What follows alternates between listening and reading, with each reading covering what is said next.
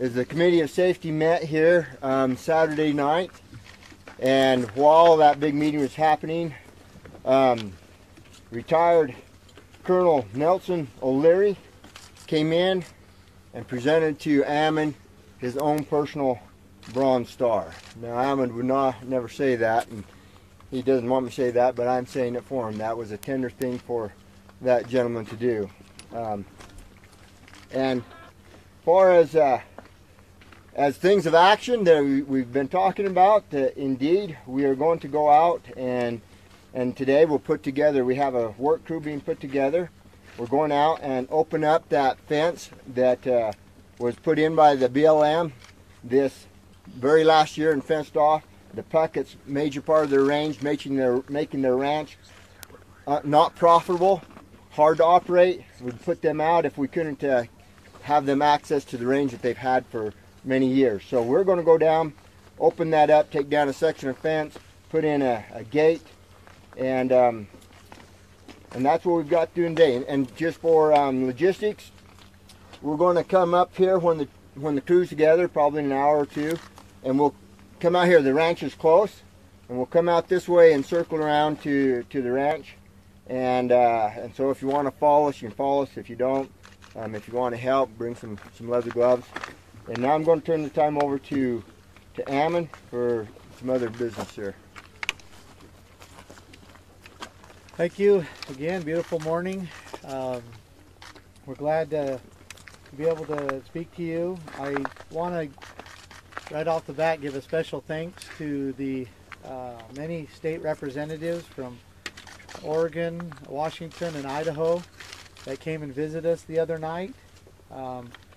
We appreciate your support and your action and your understanding of the need for you to get involved. And we appreciate your desire to assure that people's rights are secured and that they have access to their rights and have access to the land and resources, and also that all you are doing to help expose the corruptions that the Hammonds have been so subjected to. And we thank you for that. Also want to announce that we have several ranchers in the area and in the adjacent counties that have plans, are in the middle of ending their contracts with the federal government and are going to be standing on their own rights as was established by their forefathers many generations ago. We also, I guess I would just like to say that this goes way beyond agriculture. What is happening here is not just happening to the rancher or to the loggers or to the farmers. It is also happening to the auto industry, the healthcare industry.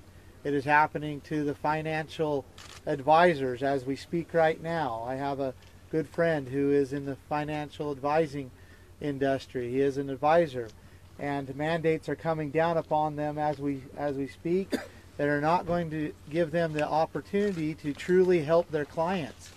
And it is coming from the federal government in control of these financial circumstances and advising that they do. This goes full broad beyond ranching and extends into all industries across this country. And we desire, and our stand here is very clear.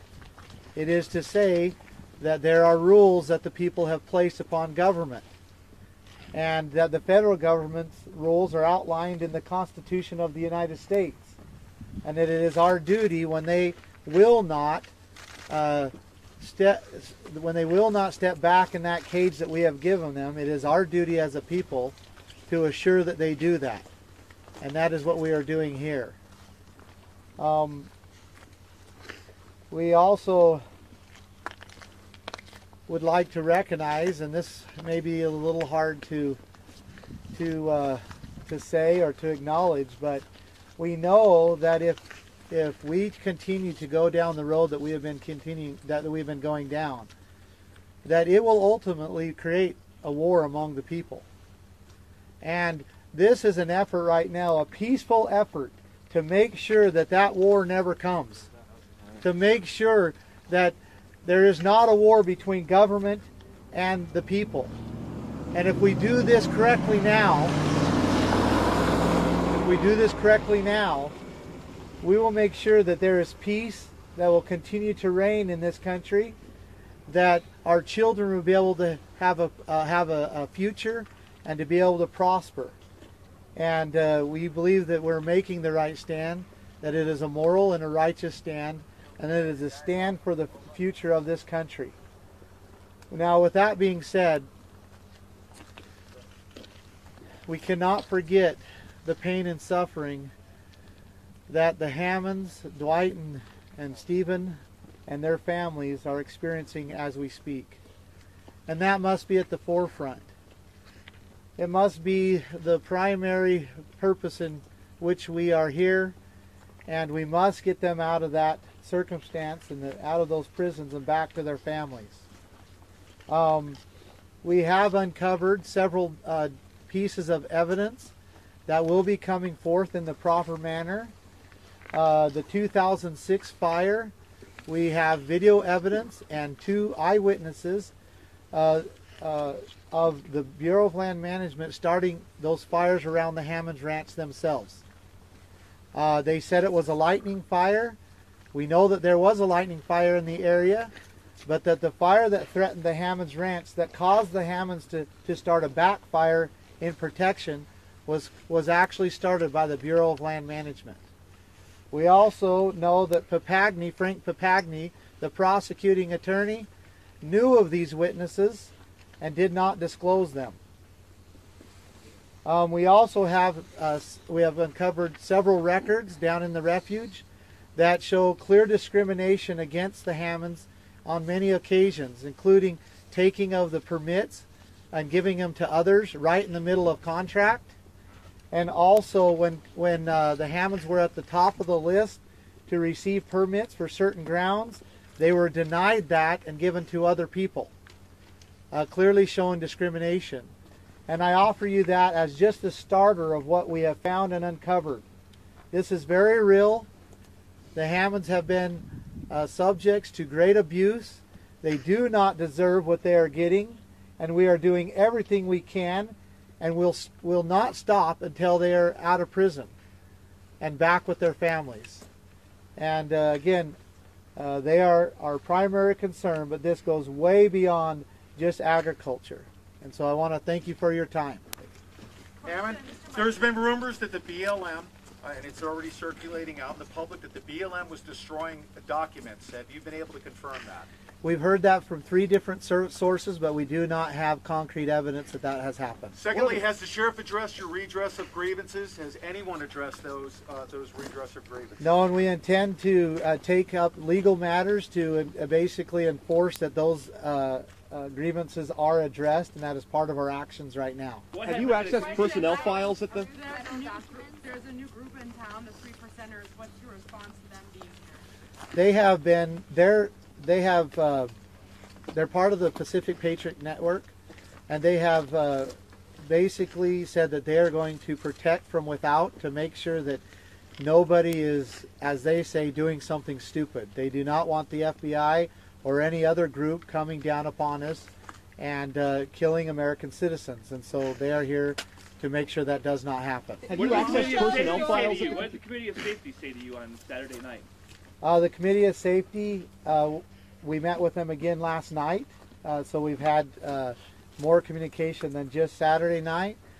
They understand and are supportive in the efforts that we are doing, and we hope to be able to transfer these efforts and onto them soon, and they are definitely acting. Have you accessed personnel files on computers? Have you seen records with personnel, employee information? Have you guys accessed any of that? We have not, because we, as far as the computers go, we have kept them off because of personal information, but we do have access to the files, and at this time, that's the way it'll remain. Are the Hammonds going to be released from jail with the anomalies that have already been exposed up to this point? Do you expect they'll be released from jail? We do expect that they will be released, yes. Did the committee ask you to leave? Going through federal files, is that what you're saying? We are going through the refuge files, the permits, absolutely, to expose many of the things that they have been doing over the past, several decades. Is So. Nevada's Michelle Fiore here? She is not here, no. Did the Committee of Safety ask you to leave? They had a letter asking you to leave. They did not ask me to leave, no.